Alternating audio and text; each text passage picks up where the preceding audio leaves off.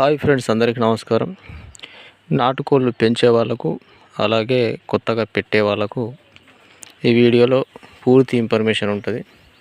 వీటి ఆదాయం ఎంత వస్తుంది, వీటి వల్ల ఎలాంటి ప్రాబ్లమ్స్ ఎదుర్కొంటాం, ఇవి ఎలాంటి కోళ్ళను సెలెక్ట్ చేసుకోవాలి, కొత్తగా స్టార్ట్ చేసేవాళ్ళు ఎన్ని కోళ్ళు తీసుకోవాలి, షెడ్ ఎలా నిర్మించుకోవాలి, అలాగే చుట్టూ రక్షణగా ఎలాంటి వల ఏర్పాటు చేసుకోవాలి అనేది ఈ వీడియోలో తెలుసుకుందాం. మీకు వీడియోలో కోళ్ళు అనేటివి మనకు ఎక్కువ కనబడట్లేదు. అవి చెట్ల కింద ఎండ బాగుంది కాబట్టి చెట్ల కింద అవి ప్రజెంట్ అయితే ఉన్నాయి. కాకపోతే వ్యూవర్స్ కోసం వీడియో తీయడం జరుగుతుంది. కోళ్ళు లేవని మీరు అనుకోకండి. అయితే చూడొచ్చు, ఇక్కడ కోళ్ళని కూడా చెట్ల కింద ఉన్నాయి.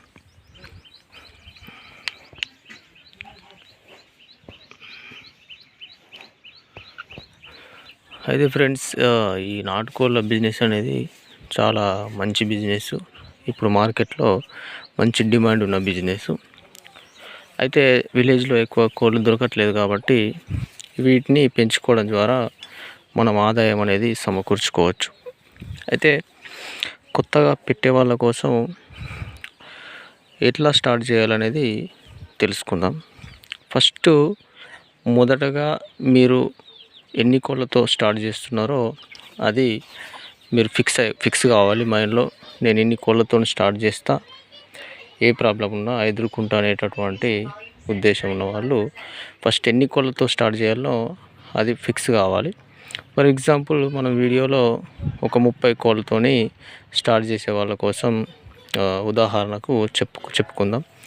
ఎక్కువ కోళ్ళు స్టార్ట్ చేసే వాళ్ళకు దీనికి డబల్గా వేసుకుంటే దీని ఆదాయం కావచ్చు, ఖర్చులు కావచ్చు, అన్నీ క్యాలిక్యులేట్ చేసుకోవచ్చు మీరు. నేను చెప్పేది అయితే 30 కోళ్ళతో స్టార్ట్ చేసే వాళ్ళ కోసం ఎట్లా చేసుకుంటే మనకు మంచి ఆదాయం వస్తుంది, అలాగే తక్కువ పెట్టుబడితో ఎట్లా స్టార్ట్ చేయాలనేది ఇప్పుడు మాట్లాడదాం. ఫస్ట్ మీరు మీ చేతిలో ఏమీ లేదు, షెడ్డు లేదు, ఫస్ట్ జాలి లేదు, ఏం లేదు.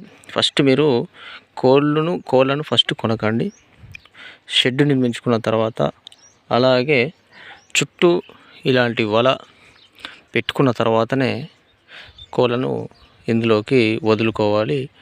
అయితేనే మీ కోళ్ళు అనేది కాపాడబడతాయి. ఏమీ లేకుండా ఫస్ట్ కోళ్ళు తెచ్చుకొని తర్వాత చుట్టూ రక్షణగా ఈ వల తెచ్చుకుంటామంటే కుదరదు. అయితే ఫస్ట్ మనము షెడ్ వల గురించి మాట్లాడుకుందాం.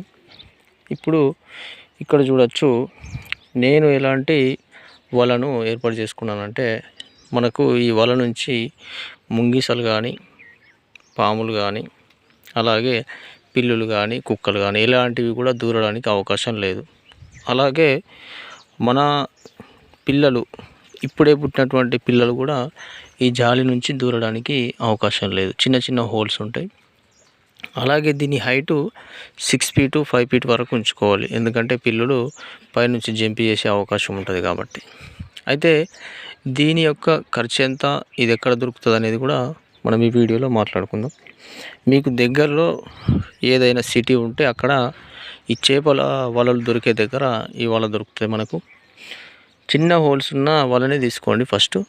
అయితే ఇది కేజీ మీకు 400 పడుతుంది.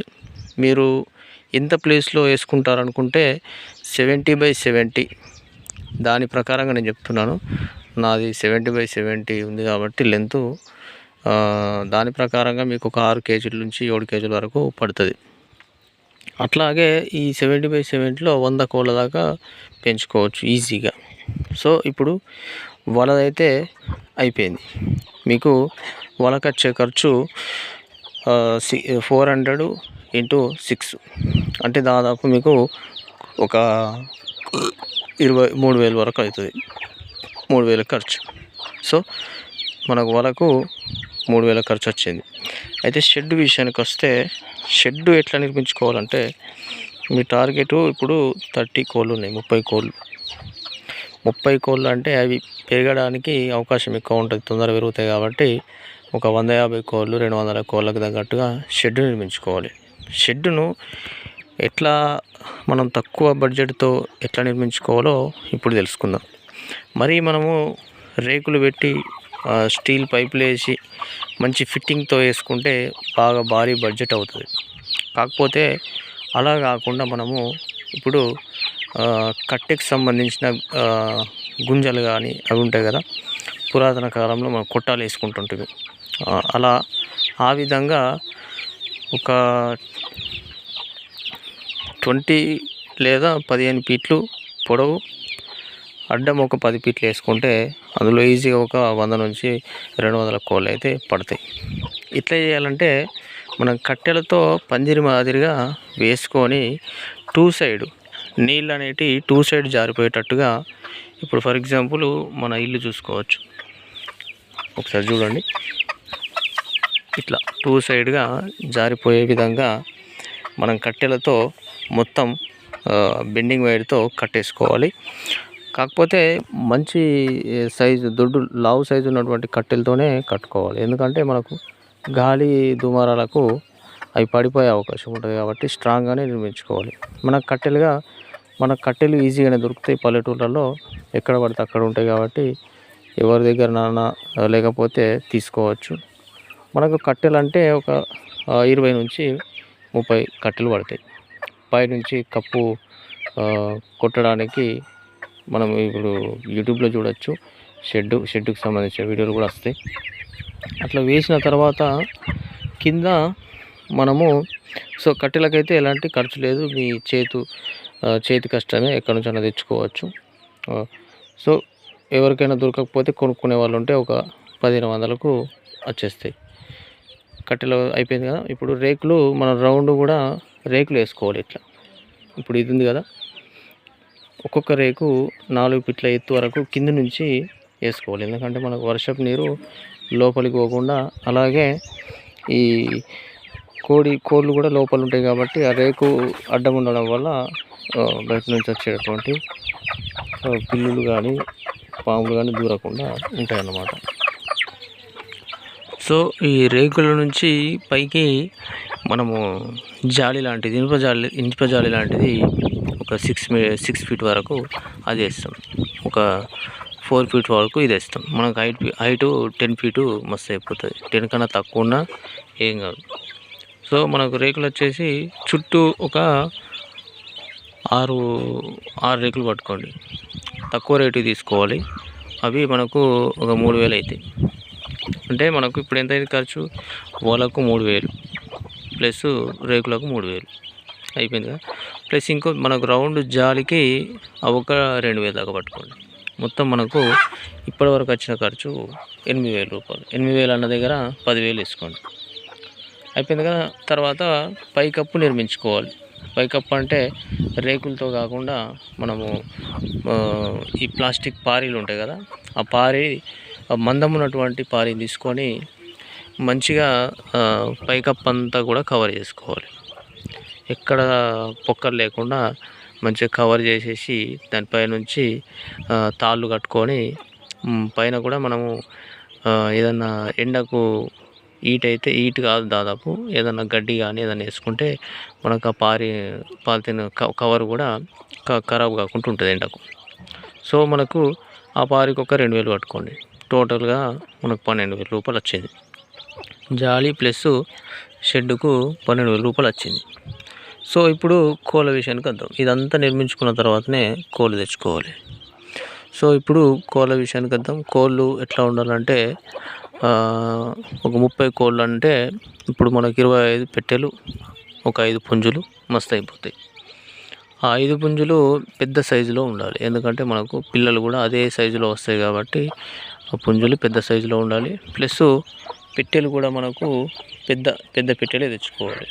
ఎందుకంటే గుడ్లు లావుగా పెడుతుంది ఒకటి, ప్లస్ దాని కింద 18 నుంచి 20 గుడ్లు కూడా పొదగడానికి అవకాశం ఉంటుంది. పెద్ద సైజు పెట్టే ఉంటే ఏమవుతుందంటే దాని రెక్కల కింద ఎక్కువ గుడ్లు వేసినా కానీ దాన్ని అడ్జస్ట్ చేసుకుంటుంది. చిన్న సైజు గుడ్లను అమ్ముకుంటూ వీటికి దానా ఖర్చు అలాంటివి మెయింటెనెన్స్ చేసుకుంటూ ఉండాలి. అంటే 10 కోళ్ళు రోజుకు 10 కోళ్ళు ఒక్కొక్క గుడ్డు పెట్టినా కానీ 10 గుడ్లు వస్తాయి. అట్లా 5 రోజులకు కలిపి ఒక 50 గుడ్లు, మనకు 5 రోజులకు ఒక 500 రూపాయలు వస్తాయి. అంటే ఒక కోడిగుడ్డు 10 రూపాయలకు అమ్ముడు పోయినా కానీ 500 రూపాయలు వస్తాయి. అంటే రోజు 100 రూపాయలు.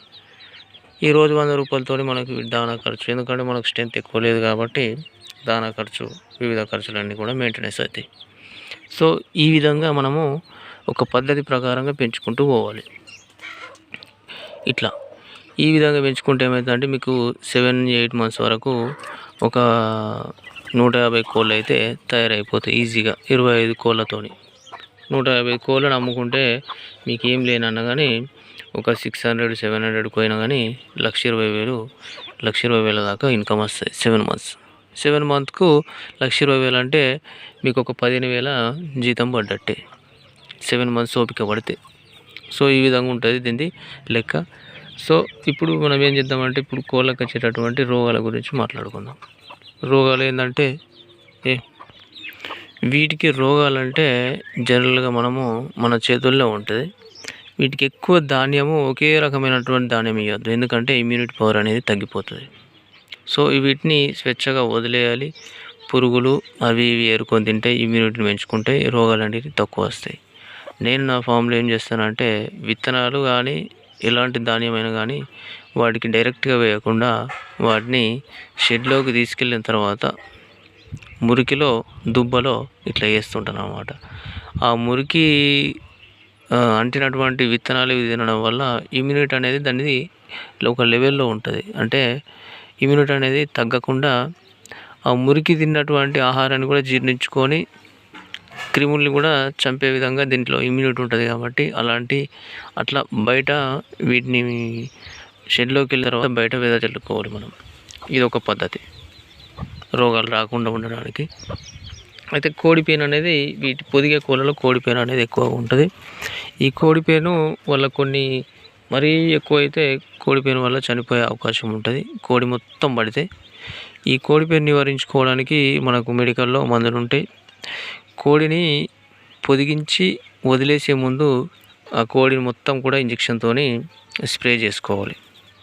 స్ప్రే చేసుకొని వదిలేస్తే అది బయట తిరిగేటప్పుడు దాని కోడిపేను వాసనకు కోడిపేను అంతా కోడి నుంచి దిగిపోవడం జరుగుతుంది.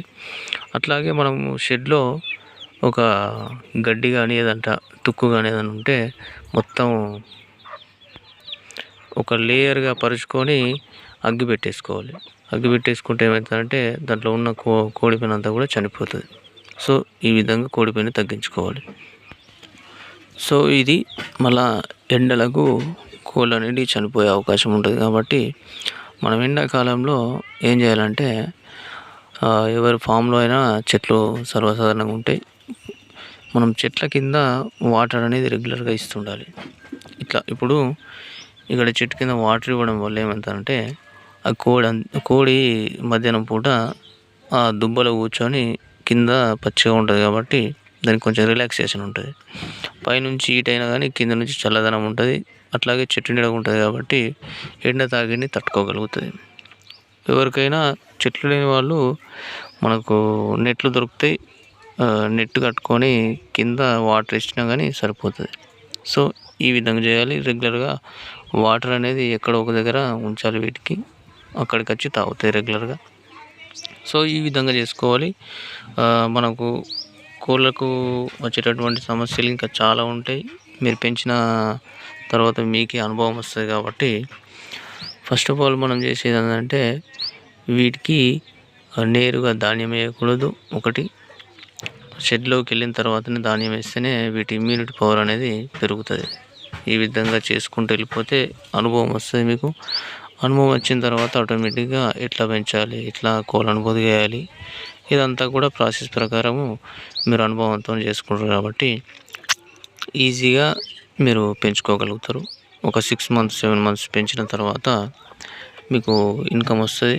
ఇన్కమ్ వచ్చిన తర్వాత మీరు డబల్ ఉత్సాహంతో ఉంటారు. కాబట్టి కోళ్ళ సంఖ్యను పెంచుకొని ఆటోమేటిక్గా మీరు ఇంకా ఎక్కువ కోళ్ళను పెంచుకొని ఎక్కువ ఆదాయాన్ని పొందవచ్చు.